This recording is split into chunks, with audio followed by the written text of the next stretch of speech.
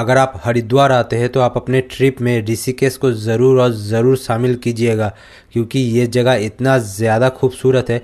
आप इसको जितना निहारेंगे आपका मन कभी नहीं भरेगा। ऋषिकेश यानी कि ऋषियों का धाम, लोग इसे yoga capital of the world इस नाम से भी जानता है। ये जगह बहुत ज़्यादा खूबसूरत है और यहाँ पर देखने लायक बहुत सारा चीज़ें हैं जो आप 1 या 2 दिन में आप इसको कंप्लीट कर सकते हैं। और यहाँ पर बहुत सारा एडवेंचर एक्टिविटीज़ भी होता है। अगर आप चाहें तो इन सारे एडवेंचर एक्टिविटीज़ में पार्ट भी ले सकते हैं। आप बहुत ही आसानी से हरिद्वार से ऋषिकेश आ सकते हैं ऑटो करके, या फिर आप बस करके, या फिर ई रिक्शा करके। मैं ऑटो से गया था तो मुझे लगा 80 रुपीज़ जैसा लगा था ऑटो में राम झूला तक। वैसे तो आप देहरादून से ऋषिकेश भी आ सकते हैं, जिसका डिस्टेंस है 43 किलोमीटर। ऋषिकेश में एक रेलवे प्लेटफॉर्म भी है, पर वो रेलवे प्लेटफॉर्म हर जगह से कनेक्टेड नहीं है। तो अगर आप ऋषिकेश आना चाहते हैं तो आप हरिद्वार से भी आ सकते हैं और देहरादून से भी आ सकते हैं। चलो अब आते हैं, आप ऋषिकेश में कहाँ कहाँ घूम सकते हो।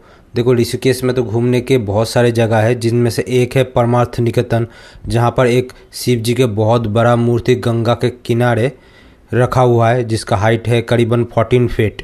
फिर आप जा सकते हो नीलकंठ महादेव मंदिर।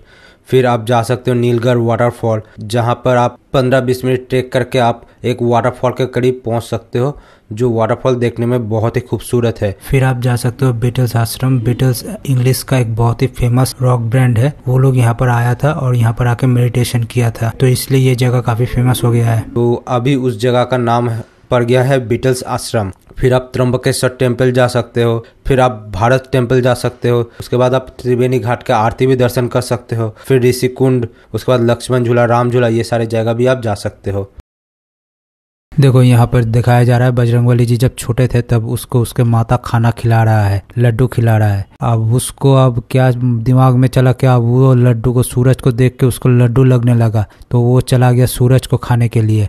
अब नीचे देखो, देवगन उसको बोला है ना ना ऐसा मत करो, ऐसा मत करो, सूरज को मत खाओ, बख्श दो सूरज को, ऐसा बोल रहा है। अब यहाँ पर आता है, फिर बजरंगबली जी बड़ा हो गया तो उसका जो भेंट है वो रामचंद्र जी से और उसके भाई लक्ष्मण जी से हुआ है, और बजरंगबली जी काफ़ी प्रसन्न हुए। और फिर रामचंद्र जी उसको अपने प्रॉब्लम बता रहा है कि उसके जो बीवी का जो अपहरण हो गया है और उसको किसने उठा के लेके गया है। तो बजरंगबली जी और उसके जो सेना है तो वो लोग रामचंद्र जी के सामने हाथ जोड़ के खड़े हैं, तो पूछ रहा है प्रभु हम क्या कर सकते हैं, ऐसा कुछ हो रहा है यहाँ पर। फिर बजरंगबली जी पहुँच गया लंका, जहाँ पर वो देख रहा है माता सीता एक गाछ पेड़ के नीचे बैठी हुई है और राक्षस ने उनको गार्ड दे रहा है। बजरंगबली जी प्रकट हुए माता सीता के पास, बताया कि मैं श्री रामचंद्र जी ने मुझे भेजा है। तब राक्षस नीलक सब इधर उधर भाग रहा है। फिर आ गया वो रावण के सामने अपने रौद्र रूप लेकर। बजरंगबली जी क्रोधित होकर पूरा लंका में आग लगा दिया और लंका पूरा जल रहा है। फिर वो आके अपने प्रभु श्री रामचंद्र जी को पूरा कहानी वर्णन कर रहा है। क्या सही डिप्लोमेट है, पूरा सोने के लंका जला दिया। फिर अपने प्रभु को और उसके भाई को कहीं पर लेके जा रहा है। फिर यहाँ पर हो रहा है एक्शन। यहाँ पर दिखाया जा रहा है मेघनाद लक्ष्मण जी के ऊपर बाण से प्रहार किया है और लक्ष्मण जी आहत हुए हैं। फिर उधर बजरंगबली जी किसी एक राक्षस को धो रहा है, पीट पीट के मार रहा है और राक्षस भाग रहा है। अब लक्ष्मण जी को जो बाण लगा था तो उसके लिए बजरंगबली क्या किया, पूरा पर्वत उठा के लेके चला आया। अब बजरंगबली जी का और ज़्यादा गुस्सा आ गया। अब एक साथ 6 को मार रहा है, नहीं 3 1 2 3 4 को मार रहा है, एक साथ 4 को मार रहा है। अब बजरंगबली जी ये है ध्यान मुद्रा पे। ये रामायण का सबसे बेस्ट पार्ट मुझे लगता है। जब उससे पूछा गया तुम्हारा प्रभु कहाँ पर रहता है, तो वो अपने छाती चीर के दिखा दे रहा है कि मेरा प्रभु मेरा सीने के अंदर रहता है। कहानी तो ये है पूरा कहानी। अगर आप ऋषिकेश आते हो तो आपको ये सब देखने को मिलेगा। अब देखो, यहाँ पर और एक कहानी चल रहा है, वो था त्रेता युग की कहानी और ये है कलयुग की कहानी। यहाँ पर प्री वेडिंग शूट चल रहा है, तो ये काफ़ी अच्छा लोकेशन है प्री वेडिंग शूट के लिए। तो यहाँ पर कपल्स प्री वेडिंग शूट भी करवाता है। मैं खड़े रह के कुछ देर तक देखा, फिर मैं चला गया गंगा किनारे। ऋषिकेश में अगर आप आते हो तो आपको बहुत सारे फॉरेनर्स देखने को मिल जाएंगे, क्योंकि वो लोग यहाँ पर आता है मेडिटेशन के लिए, योगा के लिए। जैसे आप देखो, एक मम्मी यहाँ पर बैठी हुई है, अपने बच्चे से खेल रही है। और फॉरेनर्स के लिए ये जगह ऋषिकेश बहुत ही ज़्यादा फेवरेट है।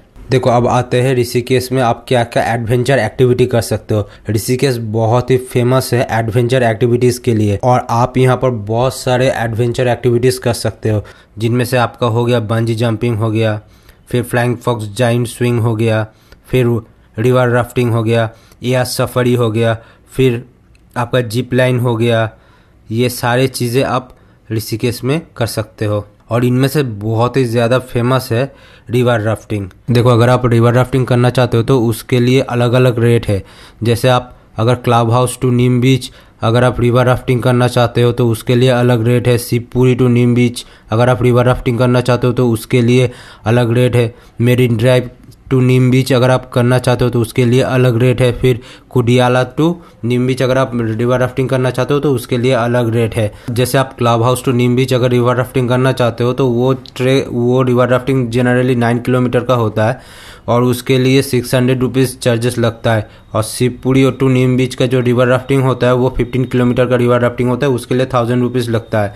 और मेरिन ड्राइव टू नीम बीच का जो रिवर राफ्टिंग होता है वो 24 किलोमीटर का होता है, उसके लिए लगभग 1500 रुपया ऐसा कुछ लगता है। कुडियाला टू नीम बीच का जो रिवर राफ्टिंग होता है वो 36 किलोमीटर का होता है, उसके लिए 2500 ऐसा लगता है। देखो, अगर आप ऋषिकेश आते हो तो यहाँ से आप नायाब चीज़ें खरीद के खुद को ही गिफ्ट दे सकते हो या फिर आप किसी और को भी गिफ्ट दे सकते हो, और ऐसे दुकान यहाँ पर भरा पड़ा हुआ है। तो इस ब्लॉग को इधर ही ख़त्म करते हैं, मिलते हैं नेक्स्ट ब्लॉग में।